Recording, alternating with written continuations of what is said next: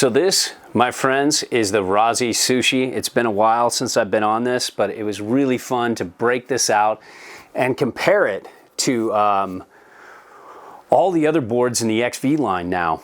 You know, it started with the XV there, and then it moved on. This was number 2. Then they, then they brought in the Sushi 144, and you can see the 2 versions there, the Evo and the regular. And then they have the Sashimi and the Sushi Light, the Sashimi and Sashimi Light. And we're just gonna kind of talk about how this fits on the spectrum of XV boards. Let's start with a quick summary. It's a 45, it's small, it's bucky though, and it bounces you around in uneven terrain. But that's a common failing with many short fatties like this. It's got massive taper, but here's the surprise thing here. This is not just a powder board. This is like alternative free ride. This thing rails a turn on groomers, and I actually had more fun on good groomers on this than I did in good powder on this, which really surprised me. I thought it would be the opposite. Now let's talk about the flex. Let me give this guy, you know, all of these boards seem to have a very similar flex. There might be little variations, and wood varies from board to board, but hey, this is pretty good consistency. This flex is medium stiff, and it seems kind of consistent throughout the board, but it's much easier to butter and, you know, play around with than you would think for its flex when you get it on snow.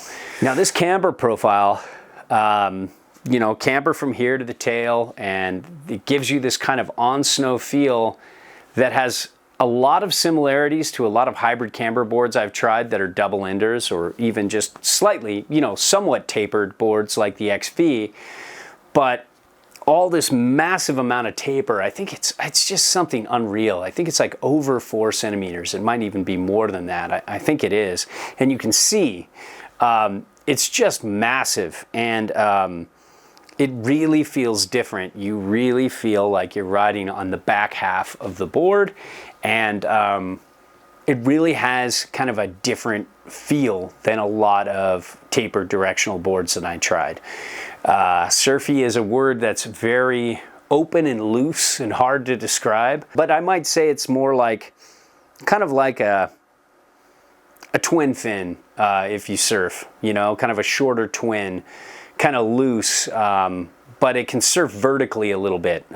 It's not just one of those old school twins that goes back and forth. It feels more like a performance twin where you can snap some lips and throw some spray around if you know the conditions are good enough. The edge hold on this, it's just like, it's good. It's nowhere near the originator, the XV, but it's pretty good. It's pretty competent. You have to dial it back in harder snow. Dial back your turns in harder snow, but it'll still hold an edge. It's just not an ice specialist. The turn initiation, it's not as fast, surprisingly, as the sashimis here, or not as fast as the 44 sushis over there, but this 45 turns so fast for its waist. And one thing to say sizing wise, speaking of waist, you got to look at the tail and look at the on the table review, and you can see the difference between nose and tail with a tapered board like this. This waist isn't going to just, I don't think this board will fit every boot size. It can fit a wider boot than the 44, but it's really difficult. And you know, it was a toss up between the 44. It was a little quicker, a little slashier, a little fun to do quick turns. It was more fun in uneven snow for me and my size 9 boots.